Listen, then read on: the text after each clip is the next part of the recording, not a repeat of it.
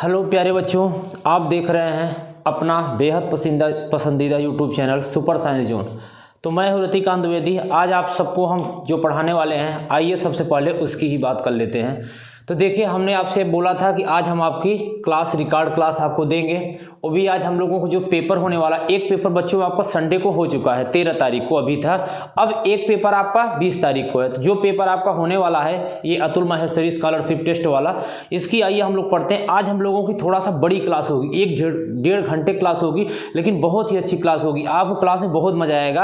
आज आप बहुत कुछ सीख जाएंगे। आप जब अपने पेपर में जाएंगे बच्चों, तो आपको कम से कम ज़्यादा से ज़्यादा 50-60 क्वेश्चन आपको मिलेंगे इस क्लास से। आप देखिएगा, बस आप क्लास को एकदम अच्छे से पूरा लिखिएगा और उसको एक बार, दो बार, 5 बार, 10 बार, बार पढ़िएगा। आपको कुछ भी ज़्यादा बाहर से पढ़ने की जरूरत नहीं पड़ेगी, ठीक है। तो आइए अपना टाइम खराब ना करते हुए हम लोग शुरू करते हैं डायरेक्ट क्वेश्चन से। तो देखिए, सबसे पहले बच्चों हम लोग पूरा आपका अपना ऐसा हम शेड्यूल ही बनाए हैं, ऐसा अपना पूरा ये बनाए हैं आप लोगों के लिए। सबसे पहले हम लोग कुछ फार्मूले करेंगे, फिर हम लोग मैथ करेंगे, फिर हम लोग साइंस करेंगे, फिर हम लोग जीएस करेंगे, फिर हम लोग रीजनिंग करेंगे, थोड़ा बहुत फिर हिंदी की बात करेंगे, फिर हम लोगों को क्लास पूरी खत्म। थोड़ा सा क्लास हम तेज पढ़ाएंगे क्योंकि चीज़ें ज़्यादा पढ़ानी है, टाइम हम लोगों के पास कम है, ठीक है। आज हम लोग यहाँ पढ़ते हैं, कल हम लोग क्लास में पढ़ेंगे, पूरा एकदम अच्छे से अपना रिवीजन हो जाएगा। तो चलिए हम लोग शुरू करते हैं, टाइम खराब ना करते हुए सीधे हम लोग टॉपिक की बात करते हैं। सबसे पहले हम लोग कुछ बच्चों मैथ का फार्मूला देखते हैं। यहाँ हम शुरू करते हैं मैथ। सबसे पहले हम मैथ का कुछ फार्मूला देखते हैं। चलिए, इंग्लिश हिंदी ज़्यादा परेशान नहीं होने, ज़्यादा चीज़ें इंग्लिश में ही लिखेंगे, थोड़ा बहुत अगर हिंदी में हो जाएगी तो आप उसको अपना अप्रिशिएट करेंगे। चलिए हम लोग शुरू करते हैं, सीधे शुरू करते हैं। जैसे मान लीजिए हम लोगों का दिया है, एक फार्मूला होता है बच्चों, आप पढ़े भी होंगे, जैसे होता है फर्स्ट नंबर। क्या होता है? First number. बहुत फेमस फार्मूला है फर्स्ट नंबर। एक इस पर सवाल जरूर आएगी, first number into second number. First number into second number equal to LCM into HCF. ये बच्चों फार्मूला होता है। आप जल्दी जल्दी सब सारे फार्मूला नोट करते जाएंगे। फर्स्ट नंबर इंटू सेकेंड, मतलब पहली संख्या इंटू दूसरी संख्या equal to LCM into HCF. ये फार्मूला होता है। यहाँ से बच्चों जो भी वैल्यू निकालना होता है आप उसको निकाल लेंगे। इसमें 3 आपको दिया रहेगा, 1 2 3 4 वैल्यू है ना। 3 इसमें गिवन रहेगा, एक आपको फाइंड आउट करना होगा। जैसे मान लीजिए इसमें दे दिया, पहली संख्या मान लीजिए दे देता है 50 दे देता है, और इसका एलसीएम मान लीजिए कितना देता है, 10 देता है, और इसके बाद इसको हम लोग कितना कर लेते हैं, ये मान लीजिए 100 कर देता है बच्चों। ये एलसीएम 100 दे दिया, ये एलसीएम 10 दे दिया, एचसीएफ 100 दे दिया। बोला है फर्स्ट नंबर 50 है, तो सेकंड नंबर निकालिए। तो यहाँ से आप क्या लिखेंगे, सेकंड नंबर। तो जब सेकंड नंबर निकालेंगे तो यहाँ लिखेंगे सेकंड नंबर इक्वल टू क्या हो जाएगा, 10 इंटू 100 और अपान में क्या हो जाएगा, 50 हो जाएगा। 50 दूना कितना होता है, 100 होता है, 10 दूना कितना हो गया, 20। बहुत आसान होता है बच्चों। एक जरूर न्यूमेरिकल इस पे आएगा, अभी 13 तारीख को एक इस पे आया हुआ है, ठीक है। तो ये कितना हो जाएगा, 20। समझ गए ना। सेकंड नंबर, ये दूसरा नंबर मतलब बोले हैं। सेकंड नंबर ये नीचे चला आएगा, यहाँ क्योंकि मल्टीप्लाई में यहाँ भाग में हो जाएगा, तो कितना हो जाएगा, 50 दूना 100, 10 दूना 20। कोई दिक्कत? कोई दिक्कत नहीं। चलिए ठीक है, 1 minute.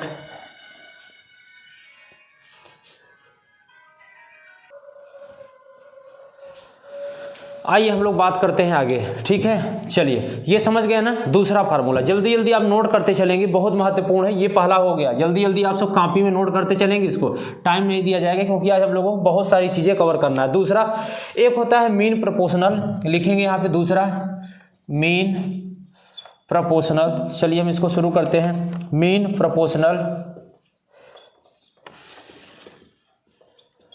Mean proportional of two quantities, to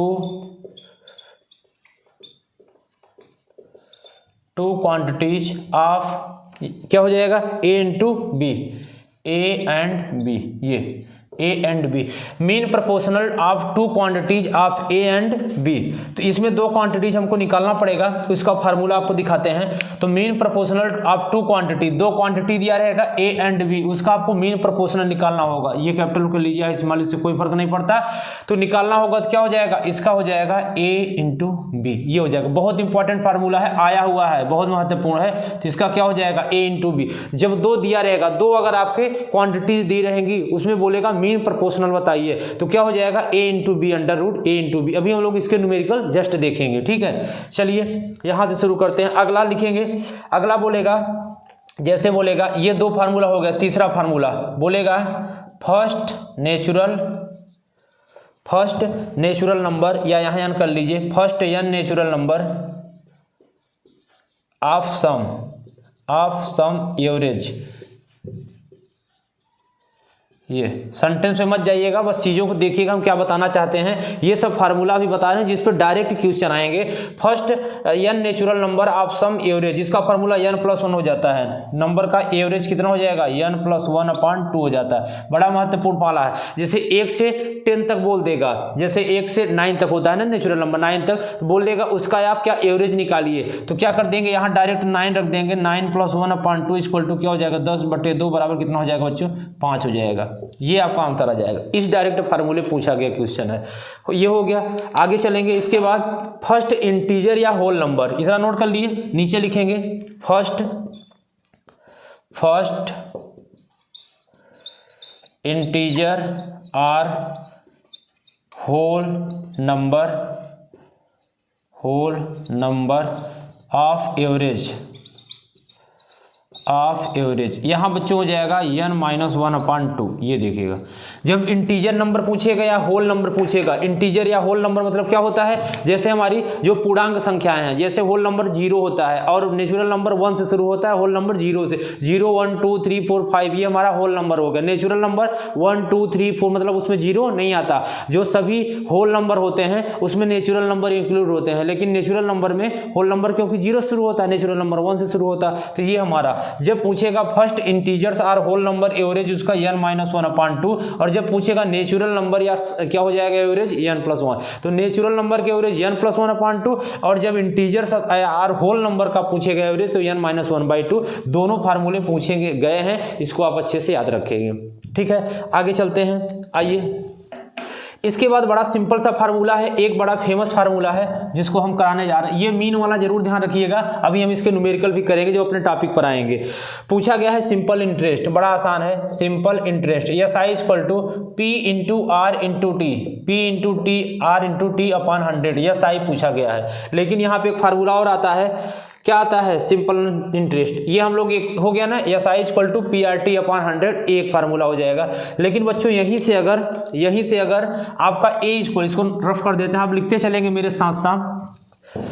A = क्या हो जाएगा, A = ये क्या हो जाएगा, P1 + R upon 100 × power n मतलब बच्चों यहाँ पे टाइम से है, यहाँ हम इसको T भी लिख सकते हैं। यहाँ पे टाइम से है, R मतलब रेट है, अपॉन 100, P मतलब यहाँ पे प्रॉफिट है, A मतलब आपका ये, इसको हम क्या बोलते हैं, ये लगभग मिश्रधन हिंदी में बोला जाता है। तो ये सारी चीज़ें हैं, ये आपको लिख लेना है फार्मूला। यहाँ से एक चीज़ निकल के आता है, CI = A - P हो जाता है। जब यहाँ पे आपको बच्चों कंपाउंड इंटरेस्ट निकालना होता है तो A में से जो यहाँ निकल के A आता है ना, उसमें से हम इसको प्रॉफिट को घटा देते हैं, ये P को घटा देते हैं, तो हमारा क्या प्रिंसिपल को घटा देते हैं, तो क्या निकल के आता है, CI हमारा आ जाता है। ये सारे फार्मूले आपको ध्यान रखना है, डायरेक्ट इस पर वैल्यू पूछी जाएगी और आपको जल्दी से कैलकुलेट। देखिए ये ऐसा बच्चों एग्जाम है ना कि आपको सब कुछ आएगा, बड़ा आसान पेपर आएगा, आपको लगेगा बड़ा आसान है, लेकिन आपकी प्रैक्टिस बहुत कम रहेगी और आप उसको अच्छे से कम समय में आपको करना पड़ेगा। क्योंकि टाइम हमारे पास कितना है, मात्र 1.5 घंटा है। क्वेश्चन हमारे पास कितने बच्चों, 100 है।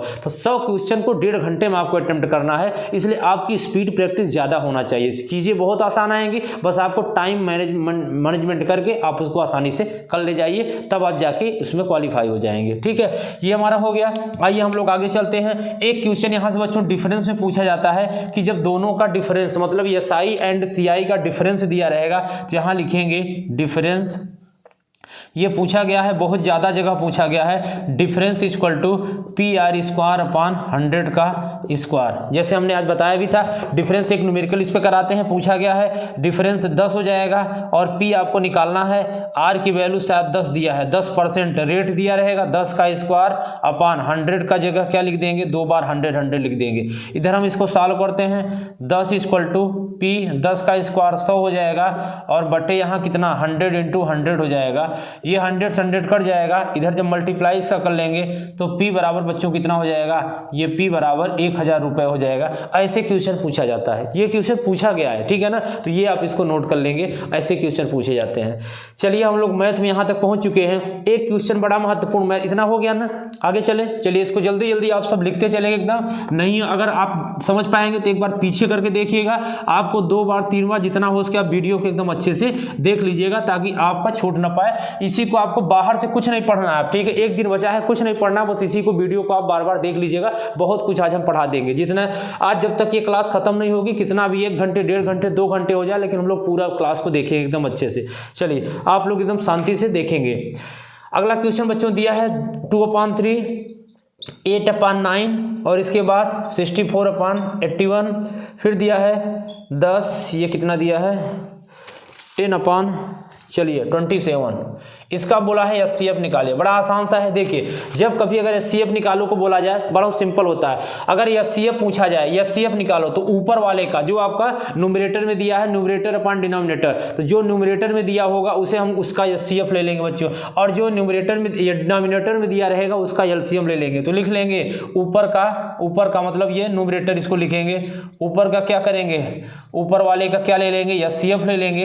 अब जो नीचे वाला बच जाएगा, बोलेंगे सर नीचे वाला क्या करेंगे, इसका आप LCM ले लेंगे, आपका आंसर आ जाएगा। आइए हम लोग लेते हैं, चलिए मार्कर ले लेते हैं। ये देखिएगा आपका 2 और 8 64 10, इसका LCM कैसे लेंगे बच्चों, 2 का LCM 2 ही होगा, एक तो सबका होता है। 8 का HCF निकालेंगे, 2 दूनी 4 दूनी 8 होता है। LCM HCF अलग से पूछा जाता है, 2-3 वैल्यू दे देगा, बोलेगा इसका HCF बताओ, एक दे देगा LCM बताओ, वो भी आपको करना होगा। आज थोड़ा हम लोग स्पीड चलेंगे क्योंकि चीज़ें ज़्यादा है, टाइम हम लोगों के पास कम, इसलिए थोड़ा स्पीड चलेंगे, आप अच्छे से एकदम देखते चलेंगे। चलिए इसके बाद फिर हमारा 64 का क्या हो जाएगा, 2 दूनी 4 दूनी 8 दूनी 16 दूना 32 दूना 64, 2 दूनी 4 दूनी 8 दूनी 16 दूना 32 दूना 64। 10 का क्या हो जाएगा, 2 पंचे 10 हो जाएगा। अब तीनों में कौन सा ऐसा वैल्यू है जो तीनों में एक कॉमन है, जो तीनों में सेम होता है, वही कॉमन होता है, वही हमारा क्या होता है, HCF होता है। तो तीनों में सर केवल हमको 2 दिख रहा है, क्या दिख रहा है, 2 दिख रहा है, अतः इसका HCF क्या हो जाएगा, 2 हो जाएगा। HCF बराबर बच्चों कितना लिख देंगे, HCF बराबर आप लिखेंगे 2। कुछ नहीं मिलता तो सर 1 ले देते, अगर सब में कुछ नहीं मिलता तो हम क्या ले लेते, उसका HCF 1 हो जाता, लेकिन हमको 2 2 2 सब में दिख गया तो हम क्या ले लेंगे, 2 ले लेंगे, HCF 2 आ गया, ठीक है। नीचे का सर LCM लेना है, LCM लेने का सबसे, हम तो ऐसे ही ले सकते हैं, लेकिन सबसे अच्छा तरीका अगर आपको नहीं आ रहा है तो आप क्या करेंगे, 3 9 27 81 आप ऐसे लिख के लेंगे जैसे आप जब छोटे थे तो करते थे। 3 का करेंगे, 1 बार जाएगा, 3 बार जाएगा, 9 बार जाएगा, और 3 दूनी 6 3 7 21 ये जाएगा, 3 1 1 3 3 9 3 9 27, फिर ये 3 हो जाएगा, 1 1 1 3 3 9 फिर 3 हो जाएगा। ये LCM कितना आ गया, 3 3 9 3 27 या 81। एक LCM का तरीका बताएं, इसमें से जो सबसे बड़ा होगा वही HCF। अभी हम लोग और तरीका सीखेंगे। HCF का तरीका ये होता है, इन सब में दोनों में डिफरेंस ले लेंगे, जो सबसे कम आएगा वही HCF। ये सब चीज़ें आपके पास समय नहीं है, अब हम लोगों के पास समय कहाँ है, हम लोग ट्रिक से नहीं, बस हम लोग ऐसे ही चीज़ें जैसे आप पढ़े वैसे ही बता रहे हैं, बाकी ट्रिक से तो बहुत सारे तरीके होते हैं। अब LCM कितना आ गया, LCM कितना आ गया, 3 3 9 3 27 या 81।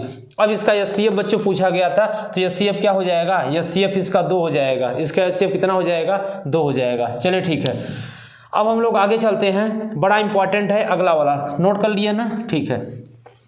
चलिए हम लोग आगे चलते हैं। इसके बाद एक क्वेश्चन बहुत फेवरेट क्वेश्चन है, बार बार पूछा जाता है, किलोमीटर पर हावर को देखिएगा मेरे साथ, किलोमीटर पर हावर को बोला जाता है कि आप मीटर पर सेकंड, अभी इस पे न्यूमेरिकल है, ये तो हम आपको सिखा रहे हैं, किलोमीटर पर हावर को मीटर पर सेकंड बदलिए। तो सर कैसे करेंगे, सभी बच्चों को पता है क्योंकि आप सब बहुत अच्छे हो। 1 किलोमीटर बराबर बच्चों कितना होता है, 1000 मीटर होता है। 1 किलोमीटर बराबर 1000 मीटर होता है। और एक अगर जिसको स्पीड तेज लग रही होगी आप थोड़ा सा 0.75 कर लेंगे, जिसको स्पीड धीरे लग रही होगी 1.25 कर, वो डिपेंड करता है आप कैसे करेंगे। चलिएगा 1 किलोमीटर बराबर 1000 मीटर, और 1 हावर में कितने मिनट, 1 हावर बच्चों होता है 60 मिनट। सर आप तो सेकंड की बात कर रहे हैं तो कोई बात नहीं, 1 मिनट में कितना होता है, 1 हावर में 60 मिनट, तो 1 मिनट में बच्चों कितना सेकेंड होता है, 1 मिनट में 60 सेकेंड होता है। बताइए यहाँ तक किसी को दिक्कत, कोई दिक्कत नहीं, सब 9th और 11 मतलब 8 की चीज़ है, बड़ी सिंपल चीज़ें हैं। 1 किलोमीटर बराबर बच्चों 1000 मीटर, 1 हावर बराबर 60 मिनट, 1 मिनट बराबर 60 सेकेंड। तो बोला क्या है, बोला है सर 1 किलोमीटर पर आवर, पर आवर को किस में चेंज करना है, मीटर पर सेकंड में। तो 1 किलोमीटर में कितना मीटर, अभी सर आप बताए हैं 1000 मीटर। 1 आवर में कितना सेकंड, पहले तो आपने बताया 60 मिनट, फिर 1 मिनट में 60 सेकंड। आइए रटा नहीं रहे हैं, डायरेक्ट आपको समझाते, नहीं तो डायरेक्ट हम अभी जो आएगा उसको हम बता देते, नहीं हम आपको करके दिखा रहे हैं कैसे होता है। अब देखिएगा 1000 मीटर और यहाँ बच्चों सेकंड हो जाएगा बटे 3600 सेकंड। आइए थोड़ा कट पीट कर लेते हैं, काटने पीटने के बाद जो आएगा ये 2 जीरो से 2 जीरो कट जाएगा, फिर 2 से कटेगा, 2 पंचे 10, 2 18 36, क्या आ गया 5/18। कुछ लोग आपको डायरेक्ट बता देते हैं, हम आपको डायरेक्ट नहीं बताते, हो सकता है कुछ बच्चों को अभी नहीं आता हो, हम मानते हैं सबको आ रहा है, लेकिन मान लीजिए किसी को ना आ रहा हो तो आप सीखेंगे। अब हम लोग यहाँ से नियम जान गए कि जब भी किलोमीटर को मीटर पर सेकंड बदलना पड़ता है तो सर हम 5/18 से मल्टीप्लाई करते हैं, भाग मत करिएगा, मल्टीप्लाई करते हैं। क्या करते हैं, मल्टीप्लाई करते हैं। जब किलोमीटर को मीटर पर सेकंड बदलना होता है 5/18 से मल्टीप्लाई करते हैं, लेकिन यही क्रिया जब मीटर प्रति सेकंड को किलोमीटर पर हावर में बदलना होता है तो बच्चे अपोजिट कर देते हैं, क्या करता है 18/5 से मल्टीप्लाई करते हैं। बड़ा सरल हो गया, आप समझ गए ना, कभी तो नहीं भूलेगा ना, कहीं भी जरूरत पड़ेगी आप तुरंत सॉल्व करेंगे। छोटे भाई बहन भी बहुत सारी चीज़ें बहुत जगह पूछ लेते हैं, तो बताइए कि जब हम किलोमीटर को मीटर पर सेकंड तो क्या करते हैं, बच्चे कंफ्यूज जाते हैं 18/5, 5/18, कुछ नहीं करना है, सिंपल आप देखेंगे 5/18 से क्या करते हैं मल्टीप्लाई, और जब मीटर पर सेकंड को जब किलोमीटर में करना होता है, इसको जब करना होता है तो 18/5 से, क्योंकि बच्चों ये छोटा है, ये क्या है बड़ा है। तो जब हम छोटे से बड़े की तरफ जाते हैं तो क्या होता है, पहले बड़ी चीजें होंगी तब तो छोटी, तो बड़ा ऊपर छोटा नीचे, और जब हम बड़े से छोटे की तरफ जाएंगे तो क्या हो जाएगा, पहले हमारा छोटा हो जाएगा तब आपका बड़ा हो जाएगा। ये थोड़ा कॉन्सेप्ट है, फिलहाल आप ध्यान ऐसे रखेंगे, ये तरीका जल्दी से नोट करिए। हम लोग आगे चलते हैं अपने न्यूमेरिकल की तरफ। हो गया, सब लोग जल्दी से न्यूमेरिकल को लिखेंगे, चलिए ठीक है, लिखेंगे न्यूमेरिकल को। आकार लिखिएगा, Aakar is running at a speed of, Aakar is running at a speed of, कितना दिया है 108 किलोमीटर पर आवर। 13 तारीख को आया हुआ क्वेश्चन है, 108 किलोमीटर पर आवर। फिर बोला है what distance will cover in 15 second, मतलब डिस्टेंस आपको बताना है, क्या बताना है, डिस्टेंस बच्चों कितना होगा, डिस्टेंस आपको बताना है, और टाइम कितना दिया हुआ है, टाइम दिया हुआ है, कई सेकंड दिया है 15 सेकंड दिया है। बताइए किसी को कोई समस्या यहाँ तक, कोई समस्या नहीं, ये सारी चीज़ें आप पढ़ चुके होंगे, हमें पता है बहुत आसान हम करा रहे हैं, लेकिन क्या पेपर ही ऐसा आता है, बहुत सरल आता है, कंपटीशन ज़्यादा है, टाइम बहुत कम है, क्वेश्चन बहुत ज़्यादा है, लड़के बहुत ज़्यादा है, भीड़ को कम करना है, इसलिए क्वेश्चन आपको ताकि कठिन भी ना लगे और चीज़ें आप मेरिट में भी नहीं आ पाओ। क्यों, क्योंकि आपका थोड़ा सा मतलब आपको प्रैक्टिस बहुत ज़्यादा ज़रूरत है, तो इसीलिए हम स्पीड से करते हुए सारी चीज़ों को कवर करा दिया जा रहा है। चलिए तो अब देखेंगे, स्पीड दिया, डिस्टेंस, एक फार्मूला हम लोग पढ़े हैं, क्या पढ़े हैं, आप भी पढ़े होंगे, हम भी पढ़े हैं, speed equal to distance upon time. अरे सर ये तो 9 में पढ़े थे, बड़ा फेमस क्वेश्चन था, ये 9 का बहुत फेमस फार्मूला है। अभी हम लोग सब फार्मूले के साइंस की बात करेंगे, अभी तो हम लोग केवल मैथ की बात कर रहे हैं, अभी हम लोग साइंस में आएंगे, फिर जीके जीएस में आएंगे, फिर हम लोग हिंदी और कंप्यूटर भी खत्म कर देंगे आपका पूरा ये टॉपिक। चलिए क्या हो जाएगा, speed equal to distance upon time. अब देखिए स्पीड कितना दिया 100 वाट, अरे सर ये तो समस्या हो गया, यहाँ तो किलोमीटर दे दिया, ये सेकेंड दे दिया, अब हमको क्या करना है, इस किलोमीटर को बच्चों सेकेंड में ही कन्वर्ट करना है। इसको भी आप इसमें कर सकते हैं, लेकिन ये कठिन हो जाएगा, क्योंकि हम बड़े से हमेशा छोटे की तरफ जाएंगे, छोटे से बड़े की तरफ जाने में अच्छा नहीं लगता। आइए अब हम लोग देखिए, अभी हमने आपको बताया कि जब हम किलोमीटर प्रति घंटा को मीटर पर सेकंड बदलते हैं तो डायरेक्ट क्या करना है, डायरेक्ट मतलब speed equal to 108 kilometre per hour को मीटर पर सेकंड 5/18 से मल्टीप्लाई कर लिए, 18 पंचे 90, 18 छक्का 108, तो स्पीड कितना हो गया 6 पंचे 30 मीटर पर सेकंड। बताइए यहाँ तक किसी कोई बच्चों की समस्या, कोई समस्या नहीं होनी चाहिए, आप सब बहुत पढ़े लिखे बच्चे हैं।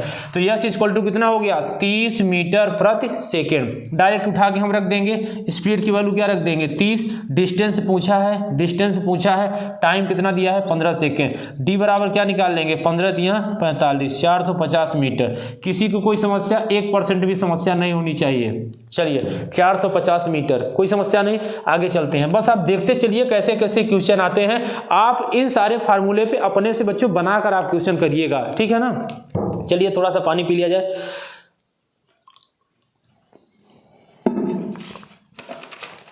चलिए आगे चलते हैं। अब इसके बाद देखिए 2 संख्या वाला एक आपको क्वेश्चन दे रहे हैं, आप जल्दी से करेंगे।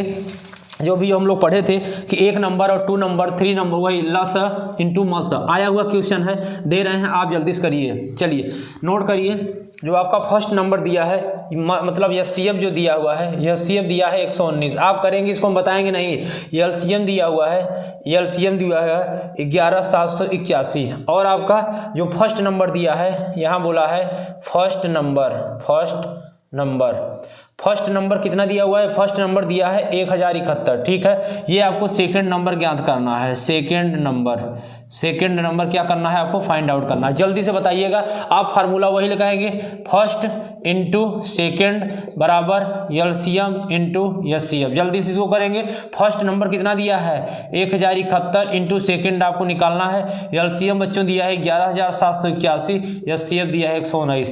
आप इसको सेकेंड नंबर की जब वैल्यू निकालेंगे, ये वाला यहाँ मल्टीप्लाई में नीचे भाग में चला जाएगा, 11781 गुणते 119 बटे क्या हो जाएगा 1071। ये बच्चों आपको काट पीट कर लेना है, जितना भी आएगा आपका आंसर आ जाएगा। आपको आंसर लाना है, आंसर हम डायरेक्ट बता दे रहे हैं 1309 आएगा। आप सॉल्व करिए, देखिए क्या आता है कि नहीं आ रहा है तो इसका मतलब आपकी कैलकुलेशन बहुत धीरे है। बच्चे देख रहे हैं ना, ये देखिए चाहता तो छोटा भी तो दे देता, छोटे दे जैसे अभी हमने कराया था, नहीं बड़ा देना है उसको। क्यों? क्योंकि ताकि तभी तो आपको नहीं आएगा।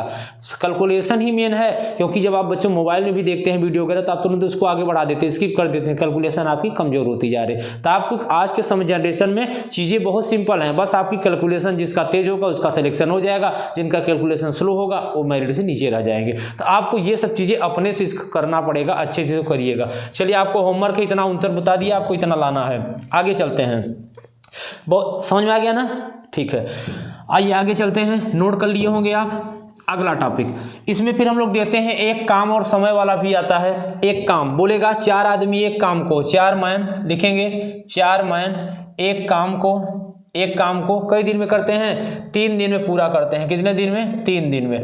एक मैन एक काम को, एक आदमी एक काम को 3 दिन में करता है, तो 6 मैन 6 आदमी उसी काम को कितने दिन में करेंगे? उसी काम को मतलब कितने? एक काम को। एक काम यहाँ भी था तो एक काम यहाँ भी है। एक काम का कोई मतलब नहीं, मतलब यही मतलब समझिएगा कि एक भी है। एक काम दिया हुआ है, 4 आदमी कोई काम को 3 दिन में करते हैं, तो 6 आदमी उसी काम को कितने दिन में करेंगे? ये क्वेश्चन है, ऐसे पूछा जाएगा।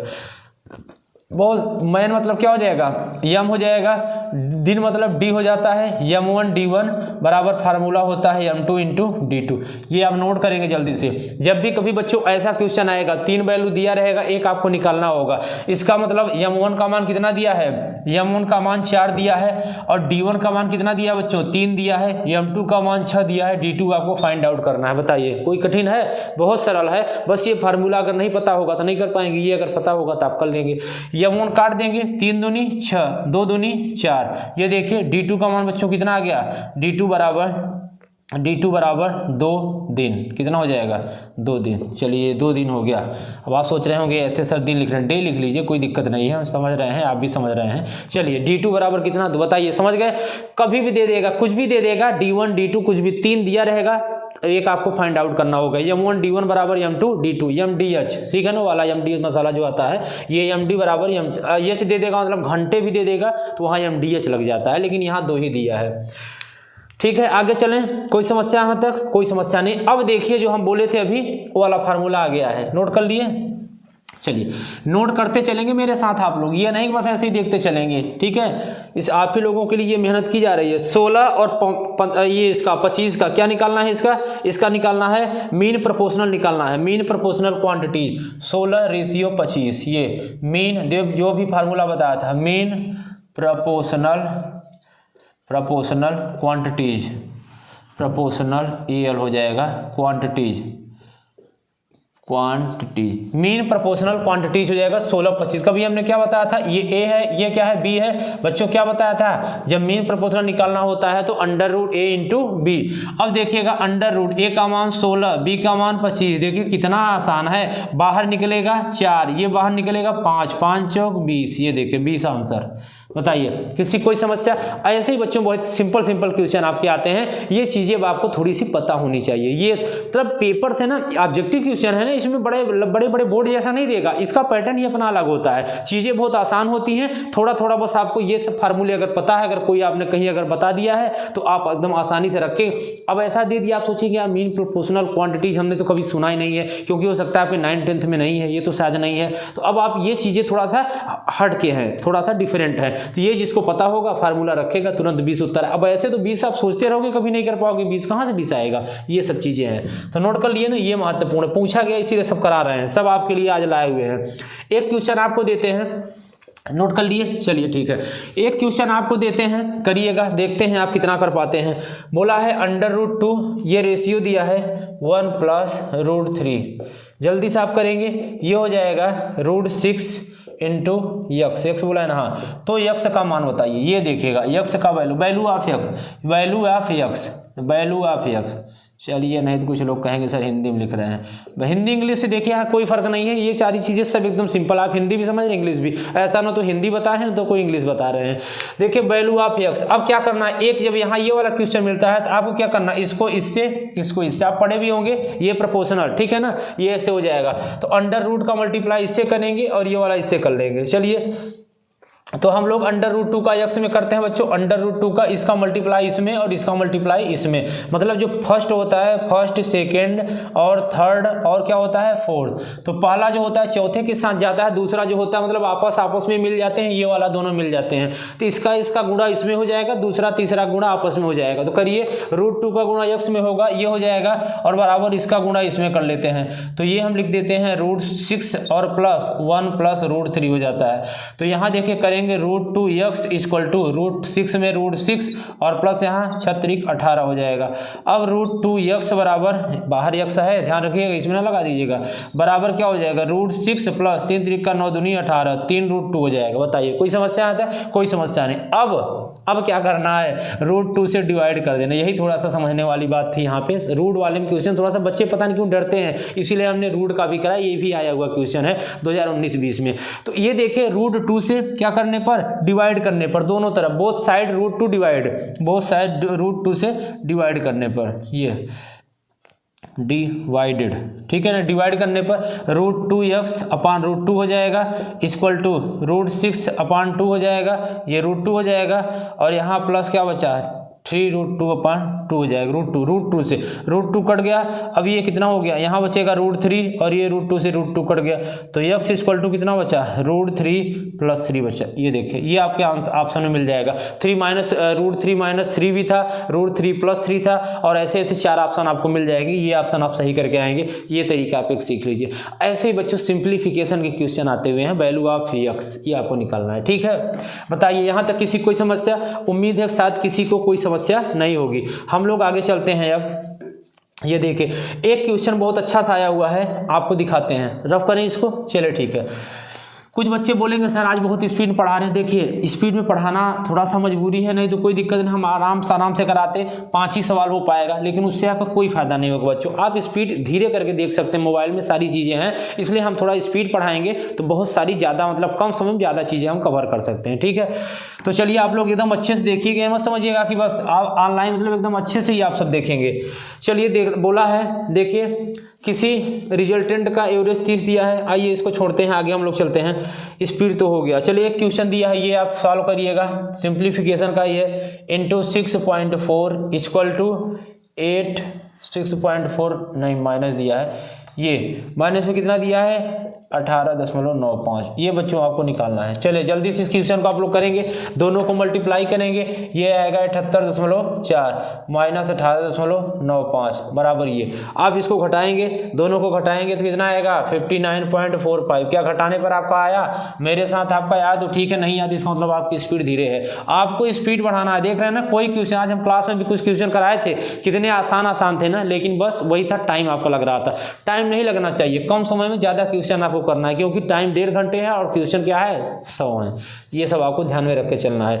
चलिए आगे चलते हैं अब हम लोग देखिए चलते हैं, एक मैथ के अभी कुछ क्वेश्चन और बचे, अभी खत्म नहीं हुआ, मैथ के अभी और हैं, ठीक है, क्योंकि बच्चों आपका सिलेबस हम बता चुके हैं। 40 क्वेश्चन आपको कहाँ से आएगा, एक बार फिर से बता देते हैं। 40 क्वेश्चन आपका आएगा GK and GS, GK and GS.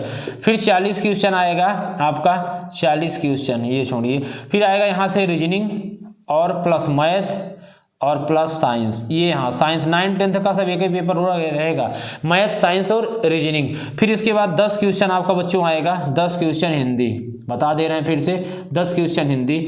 और 5 क्वेश्चन आपका क्या आएगा, 5 क्वेश्चन आपका इंग्लिश आएगा, 5 क्वेश्चन इंग्लिश आएगा।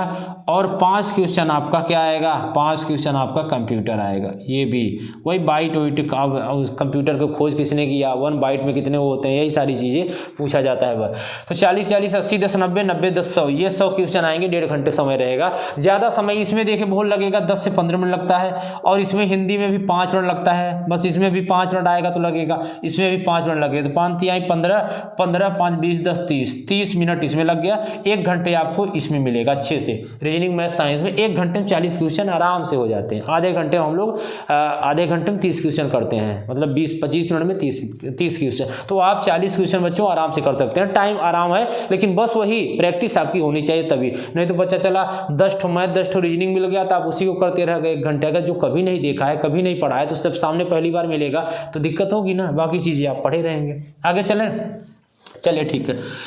आगे हम लोग अब चलते हैं अपने अगले टॉपिक पर। मैथ में ही अभी हम लोग बात करेंगे, अभी और सब्जेक्ट में नहीं आए हैं। मैथ का पहला देखेंगे 2 स्क्वायर के पैरामीटर। मान लीजिए 2 स्क्वायर दिए हुए, S Q U V R E, 2 square के पैरामीटर, 2 स्क्वायर के पैरामीटर कितना दिया हुआ है, 2 स्क्वायर का पैरामीटर दिया है 24 एंड 36 सेंटीमीटर, ये दिया हुआ है। इसका मतलब अगर हम बात करें तो ये जो एक वर्ग दिया है, 2 स्क्वायर दिया है, इसका 24 है, 24 से मतलब कितना कितना हो जाएगा, 6 का हो जाएगा, 1 1 इसका। और ये 36 दिया है तो क्या हो जाएगा, ये कितना हो जाएगा, 36 मतलब 9 हो जाएगा ना, 9 9 हो जाएगा।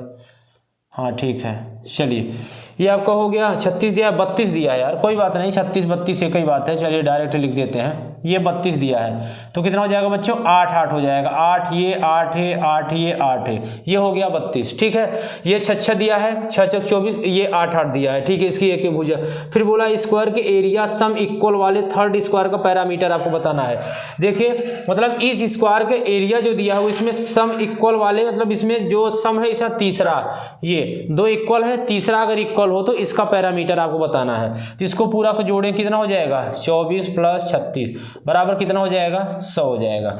अब हमको पूछा क्या, ये पूछा है। देखिए अब हमारा जो स्क्वायर का मतलब स्क्वायर का जो हमारा फार्मूला होता है, स्क्वायर इक्वल टू कितना होता है, मतलब स्क्वायर क्या होता है, n का स्क्वायर शायद a का स्क्वायर होता है। ठीक है, एरिया, स्क्वायर का एरिया अगर यहाँ लिखे तो स्क्वायर का एरिया कितना होता है, a का स्क्वायर होता है। a की वैल्यू कितना आएगा, ये अगर यहाँ से देखा जाए तो ये 10 हो जाएगा, ये यहाँ कितना हो जाएगा, 10 हो जाएगा।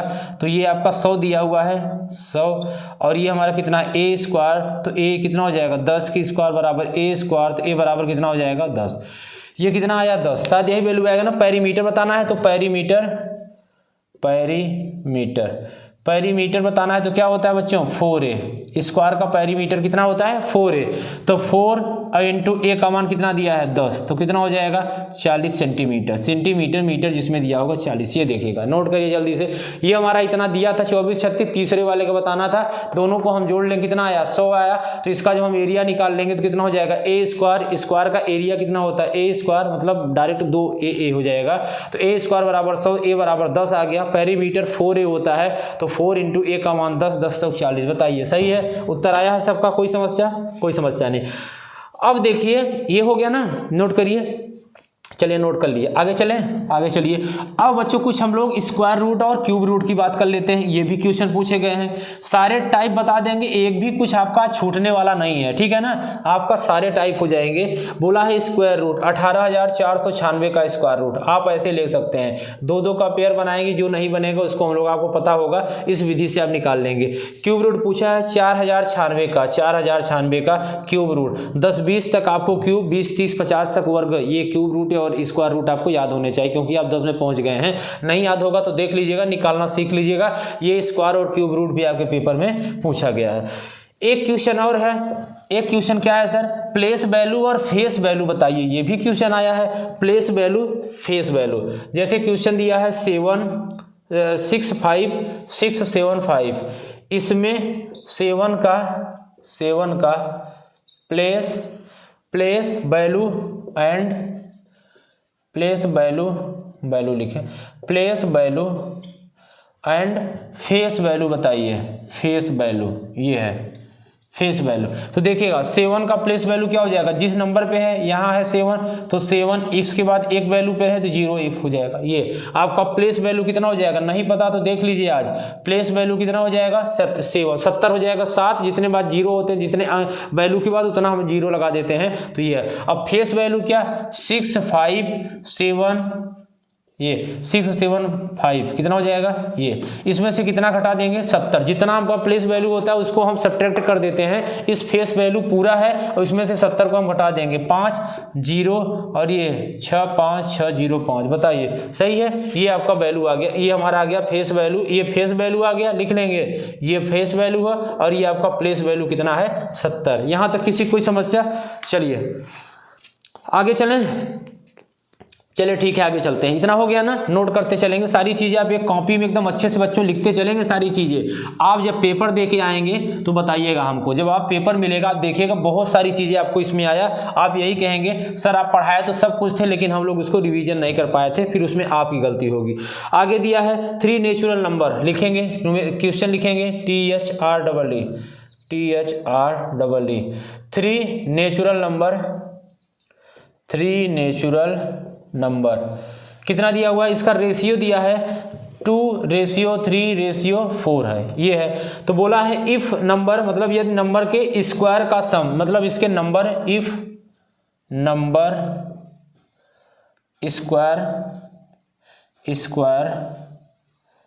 स्क्वायर ऑफ सम, मतलब इनके स्क्वायर का सम पूरा योग मतलब जोड़, सम 116 हो, कितना हो 116 हो। तो इसका आपको वैल्यू बताना है। क्या बताना है, तो नंबर कौन सा नंबर होगा। देखिए जब कभी ऐसा होगा तो आप उसको मानेंगे late 2x 3x and 4x, क्या मानेंगे ये हो जाएगा। फिर बोला है ये कि नेचुरल नंबर बोला जाएगा तो हमेशा इसके साथ x लगा देंगे। फिर बोला जाएगा if number of square of sum 116, इनका स्क्वायर कर देंगे। 2x का स्क्वायर का सम बोला है, 2x का स्क्वायर प्लस 3x का स्क्वायर प्लस 4x का स्क्वायर इक्वल टू कितना हो जाएगा 116। ठीक है, ये हो जाएगा बच्चों 4x स्क्वायर प्लस हो जाएगा 9x स्क्वायर प्लस हो जाएगा 16x स्क्वायर इक्वल टू कितना 116। 16 9 कितना हो जाएगा 25, 25 4 29, 29x square equal to 116। x square बराबर 9 चौक 36, 4 बार जाएगा क्या साथ, हाँ 4 बार जाएगा। ये 29 नीचे चला जाएगा, अरे नहीं समझ पा रहे हो इधर देखो, ये 29 हो जाएगा। काट देंगे इसको, कितना बार जाएगा x स्क्वायर बराबर 4 जाएगा। x की वैल्यू कितना आ जाएगी 2 प्लस माइनस 2, ये देखिएगा आ गया आंसर। x की वैल्यू पूछा था कितना आ गया 2 आ गया। बताइए कोई समस्या, मजा आ रहा है कि नहीं आ रहा है, बताइए एक बार, सही है ना। चलिए ठीक है, आप सभी लोगों को अगर क्लास कैसी लगी कमेंट करके जरूर बताइएगा, ठीक है। और अगर चैनल अभी जो तक सब्सक्राइब न किए हो आप कर लीजिएगा। और बाकी अभी तो इंग्लिश मीडियम वालों के लिए बहुत सारी चीज़ें सोच प्लान ही बन रहा है, धीरे धीरे देखिएगा आप लोगों के लिए बिल्कुल धमाल मचा जाएगा। हिंदी मीडियम तो एकदम चल रहा है बहुत मज़े से, ठीक है। कोई समस्या तो नहीं यहाँ तक, ठीक है। आइए हम लोग अब आगे चलते हैं। एक क्वेश्चन और है इसमें आया हुआ है, निकाल लीजिएगा। जैसे कोई 8000 रुपये दिया है, प्रिंसिपल दिया है 8000 रुपये, बोला है 8000 रुपये का 2 वर्ष का, 8000 रुपये का 2 वर्ष का 10%, 10% क्या बोला है रेट का CI निकालना है। क्या निकालना है, CI निकालना है, ठीक है ना। ये आप निकाल लीजिएगा, ये भी आया हुआ है।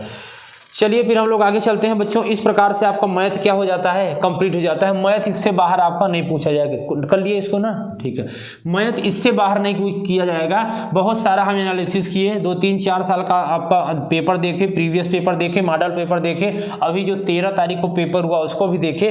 तो इससे बाहर नहीं था मैथ का, इसी टॉपिक इसी लेवल में क्वेश्चन आपके आते हैं। आइए हम लोग चलते हैं GK GS पर, ठीक है। GK GS के बारे में बात किया जाए, शुरू करें। चलिए थोड़ा सा पानी वानी पी लिया जाए, इसके बाद शुरू करते हैं।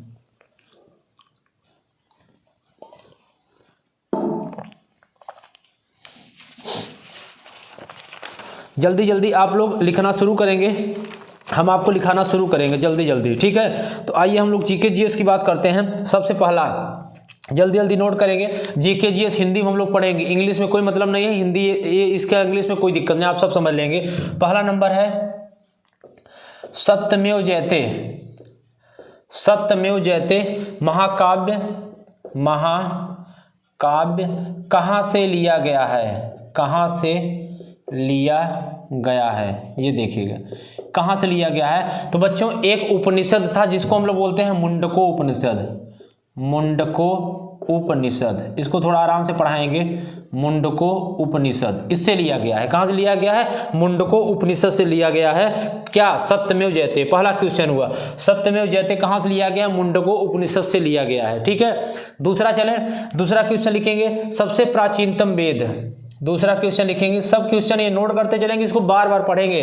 सबसे प्राचीनतम मतलब सबसे पुराना, सबसे ओल्डेस्ट, सबसे प्राचीनतम वेद। वेद होते हैं ना चार, ऋग्वेद, अथर्ववेद और सामवेद और यजुर्वेद। सबसे पुराना वेद कौन सा है? ऋग्वेद है। ठीक है ना, सबसे पुराना वेद ऋग्वेद है। चलिए सबसे प्राचीनतम वेद कौन सा है? ऋग्वेद, ऋग्वेद ये है। ठीक है ना।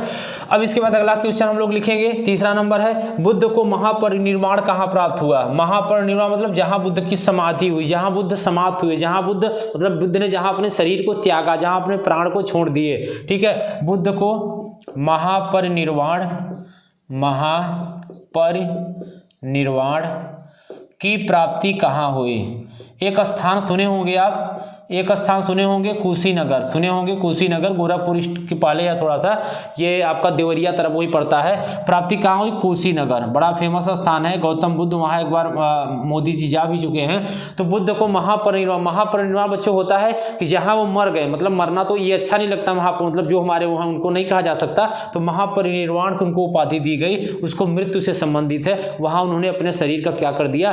त्याग कर दिया। उसको हम कुशीनगर में और स्थान बना हुआ है। जब आप जाएंगे देवरिया से लगभग 10-20-32 किलोमीटर है, वहाँ कुशीनगर है। तो ये, अब इसके बाद अगला क्वेश्चन एक और इसी से पूछा जाता है, बुद्ध ने अपना पहला उपदेश कहाँ दिया था? बताइएगा, बुद्ध ने पहला उपदेश कहाँ दिया था? सारनाथ में बच्चों। कहाँ?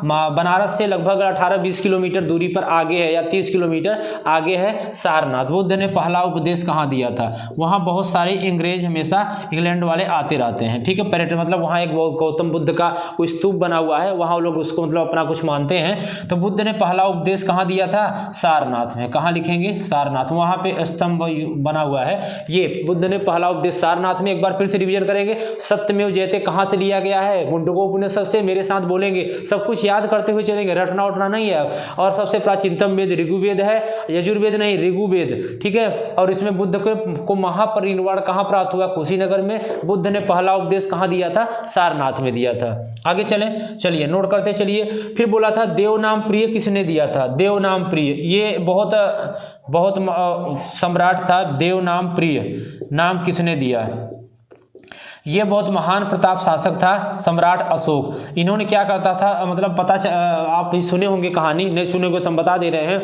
जो आपका प्रयागराज है, यहाँ 12 साल में कुंभ मेला लगता है और 6 साल में बच्चों अर्ध कुंभ लगता है। तो ये जो सम्राट अशोक था ना, तो क्या करता था, जब कुंभ लगता था तो ये पूरा जब तक मतलब 4 साल जैसा 6 साल में लगता है, हाँ, तो 6 साल तक क्या करता था, पूरे धर्म को एकत्रित करता था। और जैसे ही 6वें साल क्या होता था, ये माघ मेला जब लगता था तो वहाँ आके बहुत ज़्यादा दान करता था। ठीक है, तो देव नाम प्रिय मतलब इसका ये इसी नाम से थोड़ा सा इसी रिलेटेड शायद कुछ है, इसीलिए हमारा सम्राट अशोक को ये कहा जाता है। चलिए आगे चलते हैं। इसके बाद हम इसको देव नाम प्रिय इसलिए। अकबर के दरबारी कवि कौन थे? हाँ, अकबर के दरबारी कवि, अकबर के दरबारी कवि, अकबर के दरबारी कवि, ये सारे बहुत महत्वपूर्ण हैं क्वेश्चन। ठीक है ना। अकबर के दरबारी कवि कौन थे? इनका नाम था रहीम खान। क्या नाम था? रहीम खान। ये अकबर के दरबार में जो दरबार लगता था वहाँ पे ये कवि थे, मतलब कविताएं लिखते थे। उनका नाम था रहीम खान। अच्छी अच्छी कविताएं, बहुत सारी इनकी कविताएं हैं, आप आगे जाएंगे अगर कभी पढ़ने को मौका मिलेगा तो। अकबर के दरबारी कवि कौन थे? रहीम खान थे। सही है ना। देवनाम प्रिय किसके नाम के लिए रखा गया? अशोक। अकबर के दरबारी कवि रहीम खान। आगे लिखेंगे आईने ए अकबरी किसने लिखा? अबुल फजल। ये भी एक जो अकबर के जो नवरत्न थे ना, नवरत्न थे, उसमें बीरबल भी थे और बहुत सारे उसमें थे। तो उसमें ये जो आईने अकबरी अबुल फजल थे वो भी थे, ये अकबर के दरबारी थे। इनका नाम था अबुल फजल। अबुल फजल, आईने ए अकबरी, आईने ए अकबरी की रचना। ये एक पुस्तक है, इसमें अकबर के बारे में बहुत सारी चीज़ें दिया हुआ है। अकबर एक कैसा शासक था, अकबर का किला भी है और मतलब बहुत अच्छा राजा था, बहुत प्रतापी राजा था। तो आईने ए अकबर, इन्होंने क्या किया था, प्रयागराज से दिल्ली तक ना, अकबर ये एक ऐसा राजा था, प्रयागराज से दिल्ली तक पूरा इन्होंने नीचे नीचे एक सुरंग टाइप से बनवाया था, जहाँ की बच्चों ट्रेन चलती थी। मतलब आज भी है लेकिन वो रास्ता चालू नहीं है, लेकिन बंद हो गया, लेकिन होता था। आप प्रयागराज से घुसते थे और दिल्ली में निकल जाते थे, नीचे नीचे सोचिए इन्होंने ट्रेन चलवाया था। बहुत प्रतापी राजा था, ठीक ठाक था। आईने अकबरी का कौन था, अबुल फजल था।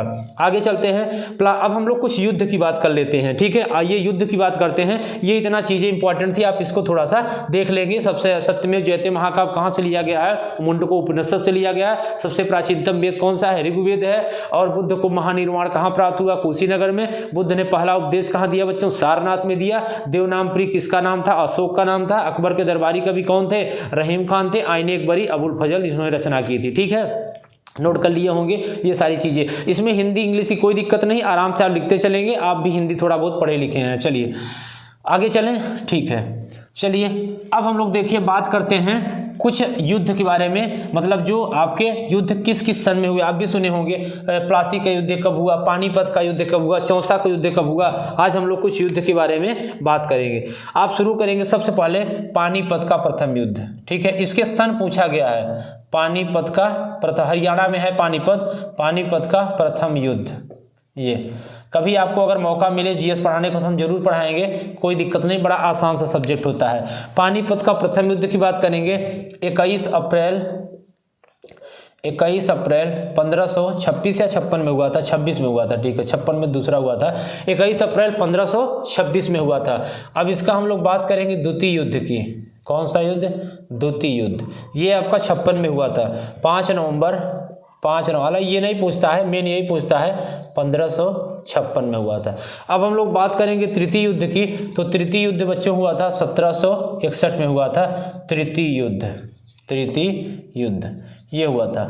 तो पानीपत का प्रथम युद्ध 21 अप्रैल 1526 में हुआ था। पानीपत का द्वितीय युद्ध 5 नवंबर 1556 में हुआ था। और ये तृतीय युद्ध क्या हुआ 1761 में। तृतीय युद्ध अभी 13 तारीख को पूछा गया है, ये पेपर पूछा गया है कि पानीपत का तीसरा युद्ध किस सन में हुआ था, तो 1761 में हुआ था, ठीक है।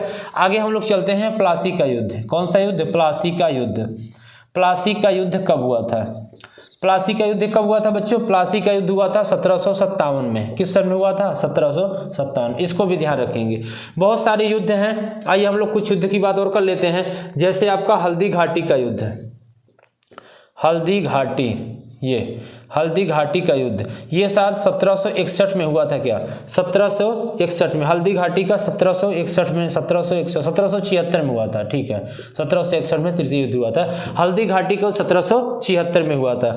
और युद्ध की बात कर लेते हैं। एक था मार्लो मिंटो सुधार, इसमें मार्लो मिंटो सुधार, ये इसमें भी एक युद्ध हुआ था, 1909 में हुआ था। कब हुआ था, 1909 में हुआ था। ये चीज़ें आप थोड़ा सा नोट करते चलेंगे।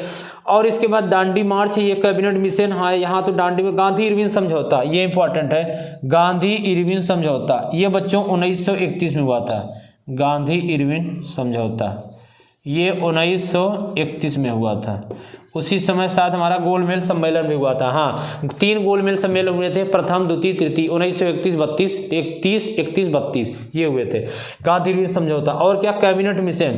कैबिनेट मिशन भारत में कब आया था, 1946 में। इसीलिए उसके बाद से हमारा 15 अगस्त 1947 को देश क्या हो गया था, आज़ाद हो गया था। कैबिनेट मिशन 1946 में। भारत चीन युद्ध कब हुआ था, भारत चीन युद्ध 1962 में हुआ था। भारत और चीन युद्ध, भारत चीन 1962 में। और भारत और पाकिस्तान, नोट करते चलिएगा, भारत और पाकिस्तान ये आपको 1965 में हुआ था। कब हुआ था, 1965 में। चले हम लोग आगे चलते हैं। अब देखिए कुछ चीज़ें और इसमें पूछी जाती हैं, ये समझ में आ गया ना। पानीपत का प्रथम युद्ध कब हुआ था, 1526 में। द्वितीय युद्ध 1556 में। तृतीय युद्ध 1761 में। प्लासी का 1757 में। 2-3 बार अगर आप पढ़ेंगे, कॉपी से अपने लिखेंगे तो याद हो जाएगा, कोई ज़्यादा कठिन बात नहीं है। एक आध अगर पूछ लिया तो आराम से आपका काम हो जाएगा। फिर हल्दी घाटी को 1776 में, मार्लो मिंटो सुधार 1909 में, और गांधी इरविन समझौता 1931 में। इसमें 3 सम्मेलन भी हुए थे। प्रथम गोलमेज सम्मेलन 1930 में, द्वितीय 1931 में, तृतीय 1932 में। फिर कैबिनेट मिशन 1946 भारत आया था। भारत और चीन युद्ध में कब हुआ था? 1962 में। और भारत पाकिस्तान युद्ध हुआ था 1965 में। सही है, आइए आगे चलते हैं। नोट हो गया? नोट करते चलिए। आज बहुत सारी चीज़ें पढ़ना, आपको थकना नहीं है, रुकना नहीं है, ठीक है ना, कुछ नहीं, बस आप देखते चलेंगे एकदम अच्छे से, आप देखते चलेंगे, क्योंकि हम भी देखिए खड़े खड़े आपके साथ पूरा एकदम अच्छे से मेहनत कर रहे हैं, तो आपको भी पूरा वीडियो एकदम अच्छे से आपको देखना पड़ेगा। आगे बच्चों चलते हैं, हम लोग कहाँ बात करते हैं। भारत में सबसे पहली जनगणना कब होती है? 1872 ईस्वी में भारत में सबसे पहली जनगणना, लिखेंगे सबसे पहली जनगणना 1872 में पहली जनगणना। जनगणना मतलब जो आप जो जनसंख्या के लिए जो काउंट किया जाता है, अभी जैसे 2011 में हुई थी लेटेस्ट में, अब 2010 साल पे ये होती है, लेकिन अभी 2021-22 कोरोना को जैसा नहीं हो पाया, अब कुछ दिन में होने वाला है। तो पहली जनगणना लॉर्ड मेयो के समय हुई थी। इस समय एक वैज्ञानिक था, वैज्ञानिक नहीं कह सकते इसको, ये अंग्रेज था, ठीक है, लॉर्ड मेयो। लॉर्ड मेयो पहले जो वैज्ञानिक हो, मतलब ये जो अंग्रेज होते थे ना, ये लॉर्ड मतलब भगवान होते हैं। सब लोग, ये लोग अपने नाम से पहले सब लॉर्ड लगाते ताकि हम लोगों को मतलब लॉर्ड बोले, और हम लोगों को हर आदमी जो हिंदू सब मतलब ये जो भारतवासी हैं भगवान बोले, लेकिन ऐसा है नहीं, ये सब भगवान नहीं थे, ये सब राक्षस थे। चले लिखेंगे। इसके बाद हम लोग क्या, फिर ब्रह्म समाज की स्थापना, ये बड़ा महत्वपूर्ण है बच्चों, ये पूछा जाता है। ब्रह्म समाज और आर्य समाज की स्थापना। ब्रह्म समाज की स्थापना किसने किया था? ये राजा राम मोहन राय ने किया था। राजा राम मोहन राय। ब्रह्म समाज की स्थापना राजा राम मोहन राय ने किया था। और आर्य समाज की स्थापना स्वामी दयानंद सरस्वती। आर्य समाज, ये लिखते चलेंगे, आर्य समाज किया था दयानंद सरस्वती। दयानंद सरस्वती। ब्रह्म समाज किया था, ब्रह्म समाज, ये सब ऐसे इंग्लिश में भी आएगा, ब्रह्म समाज और ये राजा राम मोहन राय, आर्य समाज दयानंद सरस्वती। इसमें हिंदी इंग्लिश ये इसमें सब सेम होता है, इसमें कोई दिक्कत नहीं आती। फिर विश्व के सबसे बड़ा गर्म रेगिस्तान, लिखेंगे विश्व का सबसे बड़ा गर्म रेगिस्तान। विश्व का सबसे बड़ा गर्म रेगिस्तान ये है बच्चों सहारा। क्या है? सहारा रेगिस्तान, जिसे हम सहारा मरुस्थल बोलते हैं, सहारा है, ठीक है। सबसे लंबा बांध बच्चों होता है हीराकुंड बांध। सबसे लंबा बांध हीराकुंड बांध, ये भी पूछा गया है कि सबसे लंबा बांध कौन सा है? हीराकुंड बांध। और सबसे ज्यादा वन कहाँ पाए जाते हैं? 13 तारीख को पूछा गया है। पूरे मतलब भारत में कह सकते हैं कि सबसे ज्यादा वन कहाँ पाए जाते हैं, तो आप लिखेंगे मध्य प्रदेश एमपी में। सब ज्यादा टाइगर कहाँ पाए जाते हैं? मध्य प्रदेश एमपी में। सब ज्यादा टाइगर रिजर्व मतलब जो भी चीजें हैं ना, क्योंकि वहाँ पे जंगल कम है, मतलब उसका आप देख सकते हैं कि आबादी कम है और क्षेत्रफल बहुत ज़्यादा है। मध्य प्रदेश का आबादी तो यूपी का बहुत ज़्यादा है, लेकिन इसका क्षेत्रफल बहुत ज़्यादा है, इसलिए यहाँ वन जंगल उंगल आप कभी जाएंगे एमपी देखेंगे, बहुत सारे जंगल इसमें पाए जाते हैं मध्य प्रदेश में, ठीक है। अब देखिएगा, हम लोग आगे चलते हैं। अब देखिए कुछ स्थान आपको बोल देते हैं, आप जल्दी जल्दी से नोट कर लेंगे या जल्दी जल्दी से पढ़ लेंगे। सबसे पहले हम लोग जिसमें शुरू करते हैं आपके मॉडर्न हिस्ट्री में, जैसे कांग्रेस की स्थापना। कांग्रेस की स्थापना ए.यू. ह्यूम ने की थी। कौन किया था? ए.यू. ह्यूम ने किया था 1885 में। किस सन में? 1885 में। और देखिए सब लिखते चलेंगे आप, लिखिए क्या लिखेंगे? कांग्रेस की स्थापना। कांग्रेस की स्थापना। कांग्रेस की स्थापना मतलब इसको स्टेबलाइज कब हुआ था? 1885 ईस्वी में। फिर दूसरा हम लोग लिखेंगे बंगाल का विभाजन। ये सारे बच्चों बहुत महत्वपूर्ण। आप कहेंगे सर इतना सन कौन याद करेगा? देखिए अब कुछ न कुछ तो आपको करना ही पड़ेगा, ठीक है। बंगाल का विभाजन ये बच्चों हुआ था 1905 में, ये हुआ था बंगाल का विभाजन। आगे लिखेंगे मुस्लिम लीग की स्थापना। किसका? मुस्लिम लीग की स्थापना।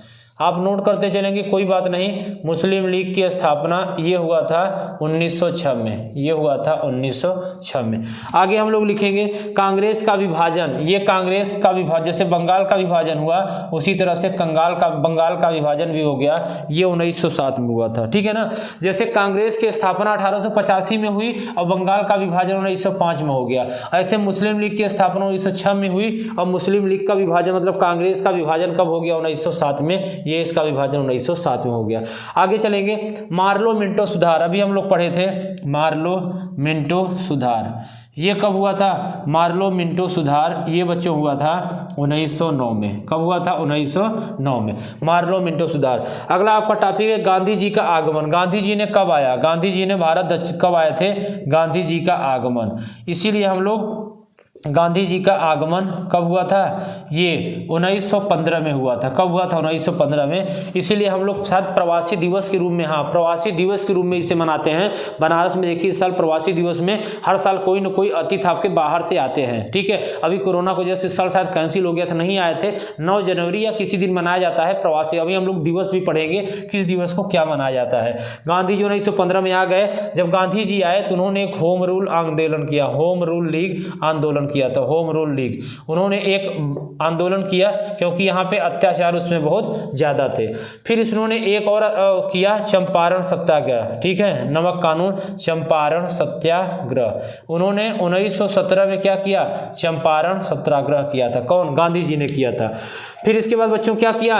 रोलेट एक्ट आया। इसके बाद रोलेट एक्ट आया। ये एक्ट कैसा होता है? न अपील न दलील, मतलब इसमें कोई सुनवाई नहीं होता। 1919 में आया था। इसमें आप सुने होंगे जिसको हम काला कानून के नाम से बोलते थे। इसमें कोई सुनवाई नहीं होती थी। अगर आप कुछ गलत किए हैं, आपको बिना सुने बिना कुछ किए सीधे मारने लगते थे, ले जाकर के जेल में बंद कर देते थे। अंग्रेजों ने बिल्कुल एकदम अत्याचार कर दिया था। ये रोलेट एक्ट था। इसके बाद हम लोगों का इसी रोलेट एक्ट में फिर क्या हुआ था? जलियांवाला बच्चों हत्याकांड हुआ था। जलियांवाला, जिसके जनरल ओ डायर था, उसने क्या किया था? जो निहत्थे और सब मजदूर थे, वहाँ एक मीटिंग हो रही थी। जलिया गोरखपुर वहाँ बगल में है, तो वहाँ एक मीटिंग हो रही थी, बहुत सारे लोग वहाँ पे थे। तो क्या हुआ? इन्होंने एक गेट था उसको बंद करवा दिया और निहत्थे सारे लोगों पे, बेचारों पे इन्होंने गोली चलवा दी और बहुत सारे लोग और तो कुआं में गिर गए और ऐसे ही मर गए। बहुत सारे लोग अपने भारत के मरे थे। ये अंग्रेज बहुत निर्दयी टाइप से थे। जलियांवाला बाग, जलियांवाला हत्याकांड, जलियांवाला हत्याकांड ये भी बच्चों कब हुआ था? 1919 में ही हुआ था। इसके बाद हम लोगों का एक और है खिलाफत आंदोलन। ये भी 1919 में हुआ था। ये है खिलाफत आंदोलन। खिलाफत आंदोलन ये भी कब हुआ था? 1919 में हुआ था। 1919 में। सन तो देखिए बहुत सारी चीज़ें आपको बतानी है, लेकिन सब चीज़ें नहीं बताई जा सकती।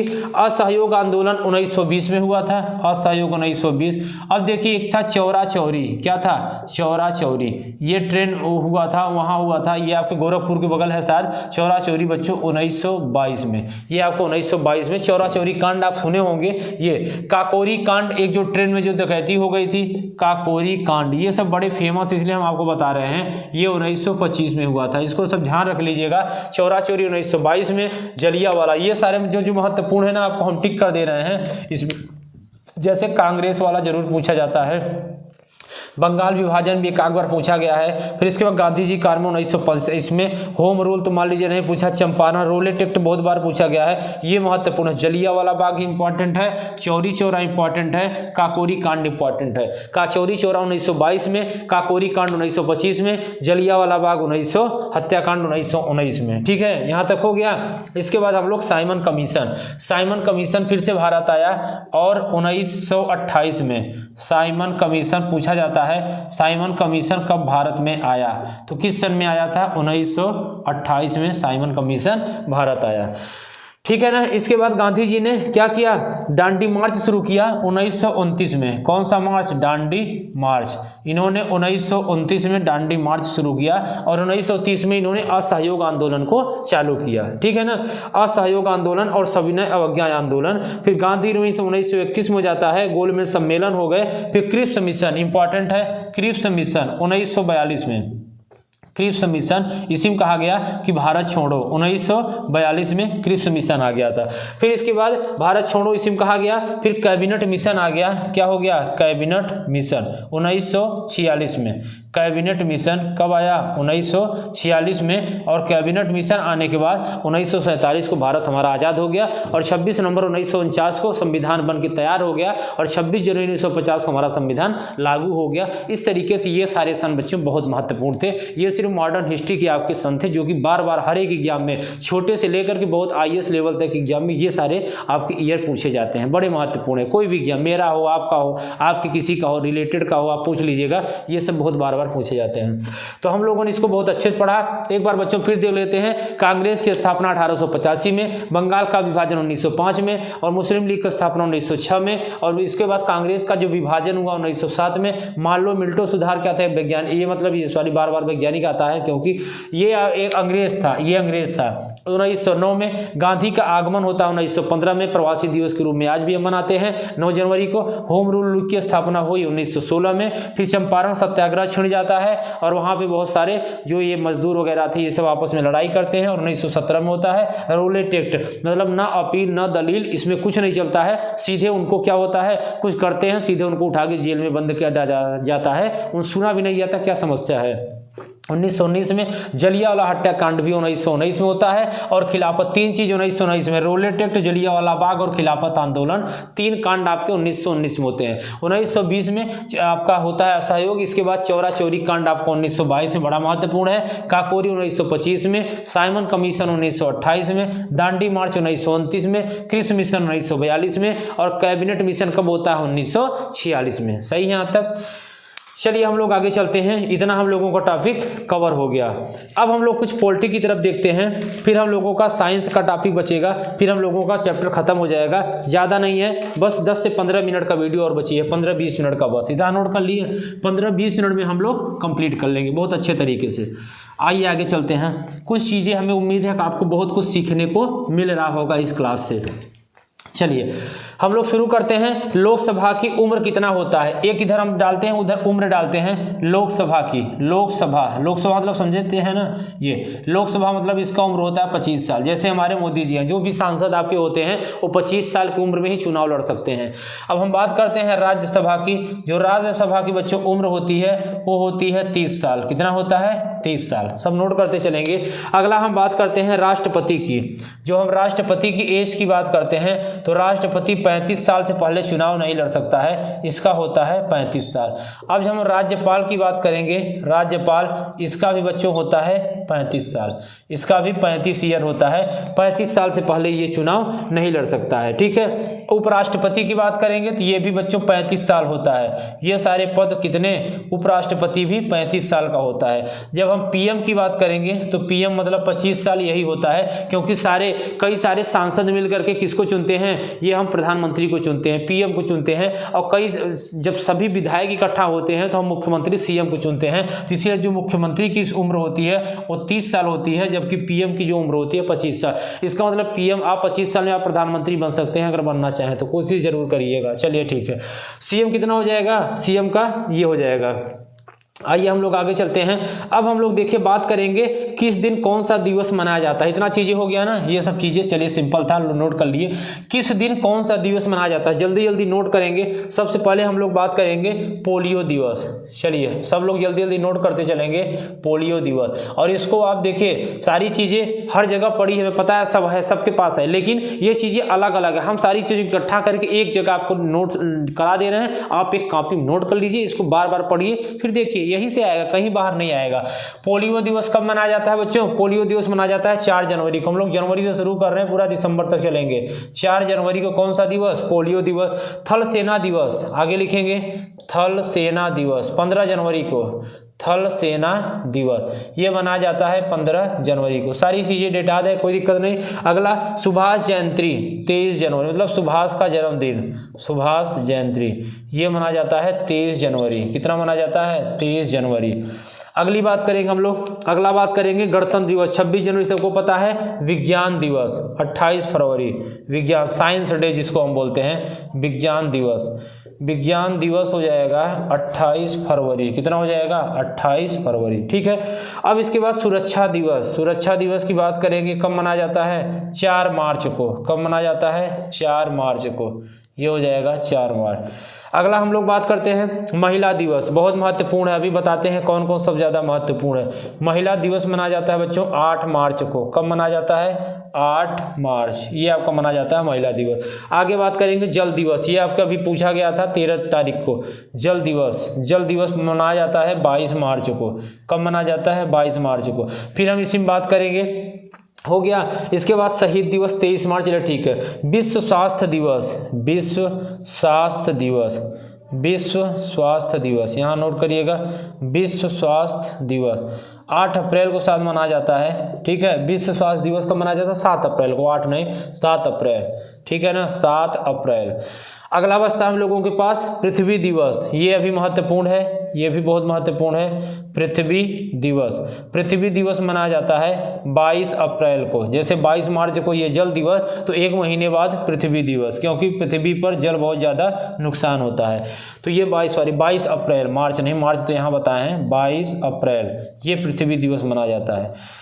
अब इसके बाद क्या बचता है हम लोगों का, इतना नोट कर लिए। देखिए एक बार, पोलियो दिवस 4 जनवरी, थल सेना दिवस 15 जनवरी, सुभाष जयंती 23 जनवरी, विज्ञान दिवस 28 फरवरी, सुरक्षा दिवस 4 मार्च, महिला दिवस 8 मार्च, जल दिवस 22 मार्च, विश्व स्वास्थ्य दिवस 7 अप्रैल, पृथ्वी दिवस 22 अप्रैल। ये आप बार बार इसको बोलेंगे, जैसे हम बोल रहे हैं, बार बार बोल के आप याद कर लेंगे। जब किसी चीज़ को अगर हम 2, 4, 10 बार बोल लेते हैं तो वो चीज़ें हमारे सबकॉन्शियस माइंड में बैठ जाता है। जैसे आप देखते होंगे कभी कभी अगर आप मान लीजिए कहीं चलना शुरू कर देते हैं, जैसे आप कहीं रास्ते से, अगर कहीं आप घर से मान लीजिए अपने 4 व्हीलर या 2 व्हीलर से आप चलना चालू किए, चल दिए। अब घर में मान लीजिए चलते समय कोई कुछ कहा है, आप भी कुछ बोले, थोड़ा सा विवाद हो गया किसी से, घर में फैमिली में थोड़ा बहुत हो जाता है, कभी कभी अलग करना नहीं चाहिए लेकिन हो जाता है। अब आप जा रहे हैं तो आधा आपका ध्यान कहाँ है, थोड़ा सा ध्यान घर में जो विवाद हुआ उस पर है, और ध्यान आपका बातों पे है कि चलेंगे वहाँ ऑफिस में तो क्या होगा, मान लीजिए स्कूल में क्या होगा, ऐसे आप सोच रहे हैं। और ज़्यादा से ज़्यादा दिमाग आपका क्या है, गाड़ी में है। लेकिन देखिए क्या होता है, सबकॉन्शियस माइंड ये होता है जिसको हम अवचेतन मन बच्चों हिंदी में बोलते हैं। वो मन कैसा होता है, ये मन ऐसा होता है कि कोई चीज़ आपके माइंड में एकदम चली जाती है, तो वो चली जाती है। तो जब आप कुछ गाड़ी अगर आप नहीं भी चलाते हैं, मतलब गाड़ी में सिर्फ बैठे हैं, आप चला रहे हैं, लेकिन आपका ध्यान क्या है, घर में भी है, स्कूल में भी है, और उस दोस्त के भी है, और आप जहाँ जा रहे हैं वहाँ के बारे में सोच रहे हैं चलेंगे तो क्या होगा, कैसे कैसे लोग मिलेंगे, तो गाड़ी अपने आप चली जा रही होती है, आप गाड़ी पे ज़्यादा ध्यान नहीं दे रहा। तो इसका मतलब गाड़ी का इतना ज़्यादा प्रैक्टिस हो गया है आपको चलाने का कि गाड़ी बस आप पकड़े हैं, बैठे हैं, बाकी दिमाग आपका गाड़ी में नहीं है। और मतलब वही सबकॉन्शियस माइंड कहलाता है, जो कि इतना बार उसकी प्रैक्टिस हो जाए, इतना ज़्यादा वो प्रैक्टिस हो जाए कि आपको माइंड में वो चीज़ें घुस जाए। जैसे कभी कभी आप सपना देखते हैं तो क्या होता है, जो चीज़ें दिन में बार बार किए रहते हैं, रात को हमारे माइंड में चलता रहता है, और रात को वही चीज़ें हम सपना देखते हैं, कभी भूत वाली या कुछ देखते हैं, डर भी जाते हैं। तो ये चीज़ें हैं, तो वही हमारा सबकॉन्शियस यही हारा है। जब आप इसको बार बार अगर बोलेंगे ना, जब इसको पढ़ेंगे, पेज में लिख लीजिए, जहाँ भी बैठे अपना बोलते रहिए। अभी आपके पास 1-2 दिन का समय, अच्छे से इसको रिवीजन कर लेंगे तो आपका क्या हो जाएगा, क्लियर हो जाएगा। आगे चले बच्चों, ये हो गया हमारा ना। अब इसके बाद हम बात करते हैं आपका कहाँ तक हुआ, 22 अप्रैल तक। आगे चलते हैं विश्व मजदूर दिवस। देखिए इसको नोट कर लीजिएगा, विश्व मजदूर दिवस। तो विश्व मजदूर दिवस क्या हो जाएगा, विश्व मजदूर दिवस 1 मई को कब मनाया जाता है, 1 मई को मनाया जाता है। और इसके बाद रेड क्रॉस दिवस, रेड क्रॉस दिवस मनाया जाता है 8 मई को। रेड क्रॉस दिवस कब मनाया जाता है, 8 मई को मनाया जाता है, ठीक है। इसके बाद रक्तदान आपको पता है कब किया जाता है, 15 जून को। जनसंख्या दिवस 11 जुलाई को। खेल दिवस 29 अगस्त। शिक्षक दिवस 5 सितंबर। इसके बाद हिंदी दिवस इंपॉर्टेंट है, हिंदी दिवस लिख लीजिएगा, हिंदी दिवस 14 सितंबर कब मनाया जाता है, 14 सितंबर हिंदी दिवस मनाया जाता है। और क्या महत्वपूर्ण है, इसके बाद वायुसेना दिवस 8 अक्टूबर, बाल दिवस 14 नवंबर, विश्व रेडियो दिवस 1 दिसंबर, नौसेना दिवस 4 दिसंबर। ये सारी चीजें थोड़ा थोड़ा जो महत्वपूर्ण था हमने इसको करा दिया, ठीक है।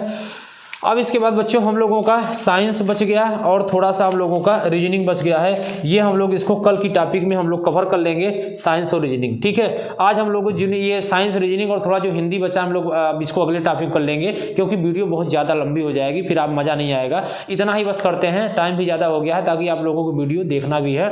तो आज की क्लास हम लोग इतना ही करते हैं। आप कमेंट में ज़रूर बताएंगे आपको क्लास कैसी लगी। हम मानते हैं बच्चे थोड़ा सा स्पीड जरूर है, इतना स्पीड नहीं पढ़ाते, लेकिन क्या पढ़ाना पड़ा, क्योंकि चीज़ें ज़्यादा पढ़ानी थी, टाइम कम था। और हम लोग कल इसको अच्छे से क्लास भी देखेंगे, और फिर हम लोग कल अगले नेक्स्ट वीडियो में एक इसका पार्ट, सेकंड पार्ट भी बना देंगे, तो आपका सब कुछ क्या हो जाएगा, कवर हो जाएगा। तो चलिए आज हम इतना ही करते हैं। उम्मीद है आप सबको बहुत अच्छे, हाँ, और लेकिन अगर जो नए होंगे चैनल वही सब्सक्राइब नहीं किए होंगे, आप सब्सक्राइब कर लीजिएगा। और ज़्यादा से ज़्यादा ये क्या करेंगे, थोड़ा बहुत वीडियो को शेयर भी कर दीजिएगा। अगर वीडियो अच्छी लगी है तो आप लाइक भी कर दीजिएगा। चलिए फिर हम लोग मिलते हैं नेक्स्ट वीडियो में, तब तक के लिए धन्यवाद, शुभ रात्रि, मिलते हैं अगले वीडियो में।